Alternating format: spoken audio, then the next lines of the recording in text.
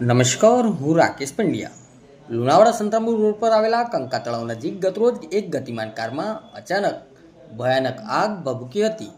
જોતજોતામાં અગ્નિની પ્રચંડ જ્વાળાઓએ આખી કારને લપેટમાં લઈ લીધી હતી અને કાર બળીને ખાખ થઈ હતી. ઘટનાની ગંભીરતા સમજીને કાર ચાલકે ત્વરિત સૂઝબૂઝ દાખવી હતી અને ચાલુ કારમાંથી સમયસર બહાર નીકળી જતા તેનો બચાવ થયો હતો. સદનસીબે આ સમગ્ર હોનારતમાં કોઈ જાનહાનિ નોંધાઈ નથી. બનાવની જાણ થતાં લુણાવાડા ફાયર વિભાગની ટીમ તાત્કાલિક ઘટના સ્થળે દોડી આવી હતી અને આગ પર કાબૂ મેળવ્યો હતો. જોકે કારમાં આગ કયા કારણોસર લાગી હતી તે હજુ સુધી સ્પષ્ટ થઈ શક્યું નથી.